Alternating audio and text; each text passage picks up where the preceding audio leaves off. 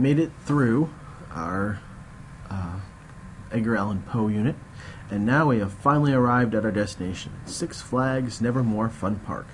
So for the past 2 weeks you've been creating fantastic rides that I can't wait to see, based on the life and times of Edgar Allan Poe, as well as his stories. So welcome to Six Flags Nevermore Fun Park, from the minds of my 6th and 7th period classes.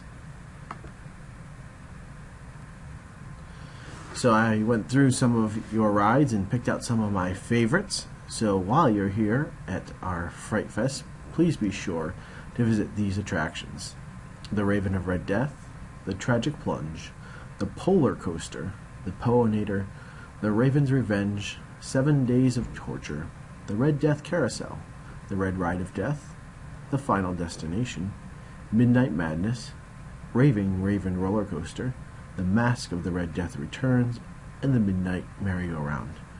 Now be warned, you may not be able to handle more than 1 or 2 of these rides per visit, but you may proceed at your own risk.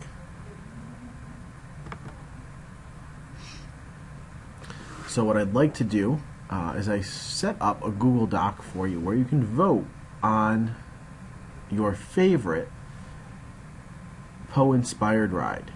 I'd ask if you don't vote for your own, that would be appreciated. Give everybody a fair chance. So instead of placing the colored sticky notes on the person's ride, I want you to go to the Google form that I've set up, drop down the color-coded selections based on the type of ride that the student created. And please don't broadcast which ride is yours. I want you to share with your classmates, and we'll do a gallery walk when we're in class tomorrow so you can see everybody's, because they came out really awesome. But for the purposes of voting, try to keep it a secret. It'll make it more fun. Everybody will be rewarded, of course, as I have told you. And the winners will be announced in class on Monday. So go ahead and vote. And when you're all set, please come back to our video here. So now that you've watched Pure Poe, which I hope you really enjoyed, because he did a great job capturing the essence of Edgar Allan Poe for us, I want to give you your topic sentence that you really should use to start your play review. Now remember, our play review is one of the final projects and the final products for this unit. So I'd like you to begin your play review using this sentence. On October 30th, 2014, I went to see Pure Poe, directed by Margaret E. Hall and adapted from Edgar Allan Poe's work by Maggie Mancinelli Cahill in the Iroquois Middle School auditorium. Now it's important when we're writing a play review that you indicate specific information to your audience. The first piece, of course, is the date that you watched the play. Many times, especially on Broadway, the actors and actresses will be different based on the time of day, based on the date that you watch the play, which could very well impact your viewing experience.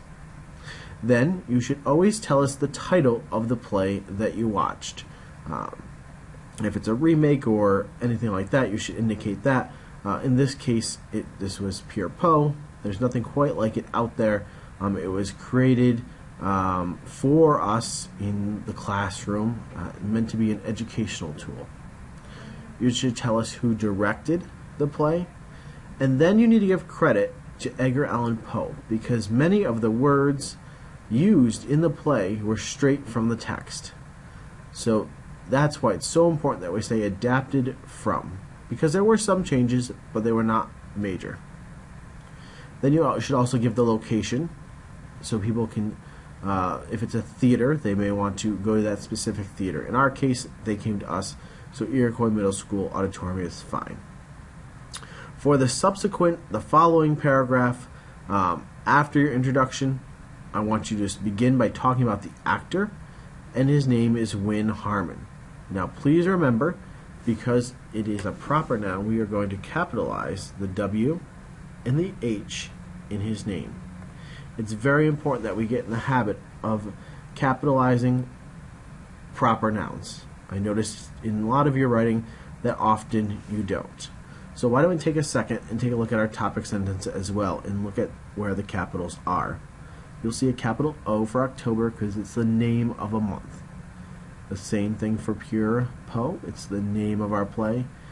Margaret E. Hall and each letter of her name is capitalized. Same for Edgar Allan Poe. And then Iroquois Middle School, because it's the name of a location of a specific school. Alright, if any questions on that, feel free to ask me tomorrow in class.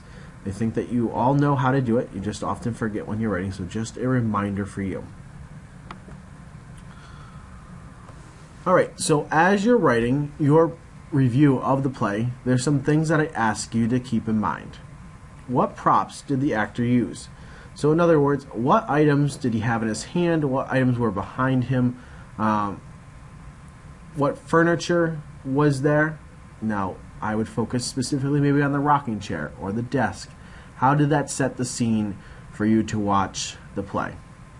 Alright, and remember to talk about the props, and we've spent a lot of time, especially in this unit, where I've been bringing in props as well.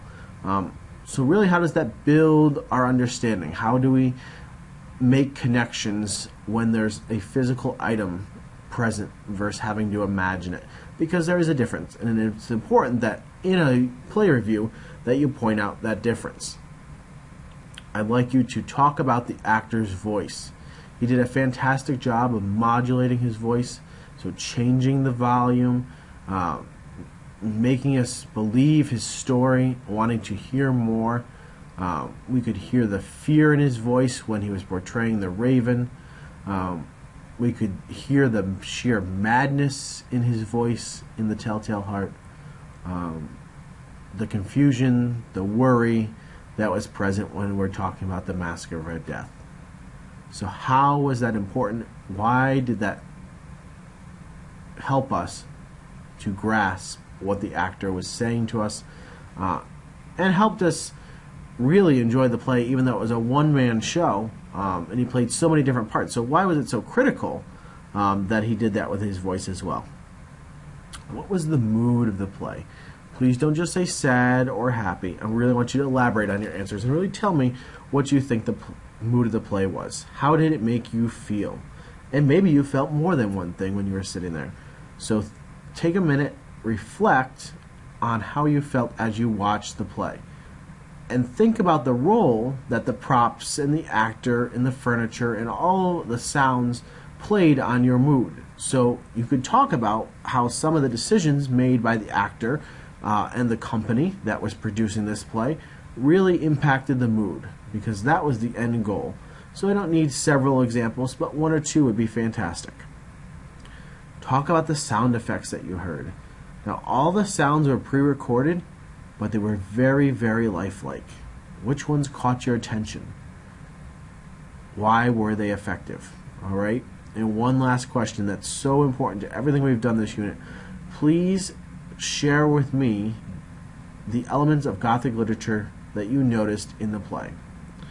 So we have spent a lot of time this unit talking about Gothic literature, what that means, what that looks like on the page, and now on the stage.